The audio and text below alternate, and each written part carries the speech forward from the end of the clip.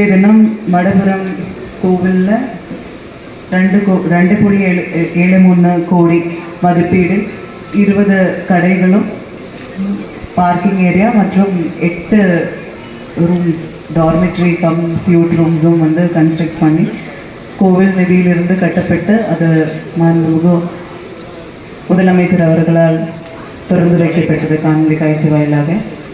ஒவ்வொரு கோவில்கள்லேயும் வரக்கூடிய பக்தர்களுக்கு அவங்களுக்கு கொடுக்கக்கூடிய ஃபெசிலிட்டிஸ் இம்ப்ரூவ் பண்ணணும் அப்படின்ற அடிப்படையில் பல்வேறு பகுதிகளில் உள்ள கோவில்களில் அந்த கட்டுமான அமைப்புகள் மேம்படுத்துவதற்காக உள்ள முயற்சி துறை மூலமாக எடுத்துக்கொண்டே இருக்கிறது. அதன் அடிப்படையில் தான் மடபுரம் கோவில்லையும் குறிப்பாக அதிகமான பக்தர்கள் வரக்கூடிய இடம். பேசும்போது தான் சொன்னாங்க, நைட்டு வந்து தங்கிட்டு நெக்ஸ்ட் டே கிடா விட்டு அந்த மாதிரி உள்ள நேர்ச்சிகள் வந்து முடிச்சுட்டு போவாங்க. ஸோ அதுக்காக தங்குற வசதியும் வேணும் அப்படின்ற அடிப்படையில் இது கட்டியிருக்காங்க. இது முதல் கட்டமாக செஞ்சுருக்காங்க. இன்னும் கோவிலுக்கு சொந்தமான இடங்கள் வந்து இருக்குது. அதிகமான கடைகள் வந்து தேவைப்படும் பட்சத்தில் அது கட்டுறதுக்குள்ள ஏற்பாடுகளும் அதே போல் பஸ்ஸு வர்றதுக்கு அதுக்குள்ள சாலை வசதிகள் எல்லாமே வந்து கோவில் நிர்வாகம் மூலமாக அமைச்சு கொடுக்கப்படும். மட்டும் இல்லாமல் சுமார் 18 லட்சம் மதிப்பீடு ஏற்கனவே உள்ள கோசாலையை வந்து மேம்படுத்தி அந்த கோசாலையும் கட்டுமான பணிகள் நடைபெற்று கிட்டத்தட்ட 90% பணிகள் முடிக்கப்பட்டு அந்த பணிகளும் நடைபெற்றிருக்கு. இன்றைக்கு தமிழக அரசின் இந்து சமயம் மற்றும் அறநிலையத்துறையின் சார்பில் நம்முடைய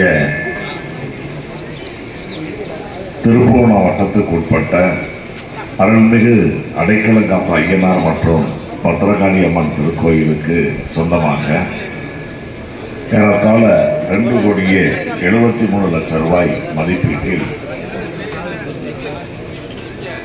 20 வணிக கடைகள் வணிக வளாகமாகவும் அதே போல பக்தர்கள் வந்து செல்லக்கூடியவர்களுக்கு தங்குவதற்கு இடவசதியை உருவாக்குகின்ற வகையில் 8 தங்கும் அறைகளையும் இந்த வளாகத்திலே அமைத்து மாண்புமிகு இந்து சமயம் மற்றும் அறநிலையத்துறையின் அமைச்சர்களுடைய சீரிய முயற்சியில் பக்தர்களுக்கு அளிக்கப்பட்டிருக்கின்ற இந்த கூடுதல் வசதியை நம்முடைய மாண்புமிகு தமிழ்நாட்டின் முதலமைச்சரான தளபதி அவர்கள் சற்று முன் காணொலி காட்சி வாயிலாக தலைமை செயலகத்திலிருந்து தொடங்கி வைத்தார்கள். அதையொட்டி நடைபெறுகின்ற இந்த நல்ல நிகழ்ச்சியில் தமிழ்நாட்டை பொறுத்தவரையில் பல்வேறு திருப்பணிகள் எல்லோரும் பாராட்டத்தக்க வகையில் நடைபெறுவதைப் போல நம்முடைய சிவகங்கை மாவட்டத்திலும் ஏராளமான பணிகள் நடைபெற்றிருக்கிறது. அந்த வகையில் பல்வேறு திருக்கோயில்கள் 64 திருக்கோயில்கள் இதுவரை 8,25 லட்சம் ரூபாய் மதிப்பீட்டில் திருப்பணிகள் மேற்கொள்ளப்பட்டு குடமுழுக்கு விழாக்கள்லாம் நடைபெற்றிருக்கிறது.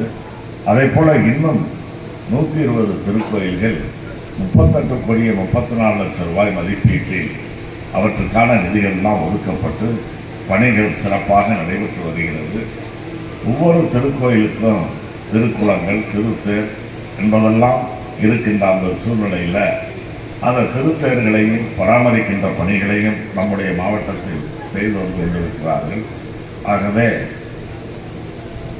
என்ன தேவைகள் இருந்தாலும் அந்த தேவைகளை நம்முடைய துறையின் அமைச்சர் நம்முடைய சிவகங்கை மாவட்டத்தை பொறுத்தவரையில் கேட்டவுடன் செய்து தருகின்ற ஒரு நல்ல சூழ்நிலை உருவாகியிருக்கிறது என்பதை இந்த நல்ல நேரத்தில் எடுத்து பக்தர்கள் தங்கும் விடுதி மற்றும் வாகன நிறுத்துமிடம் கட்டுமானம் பணி முடிவுற்று இன்று மாண்புமிகு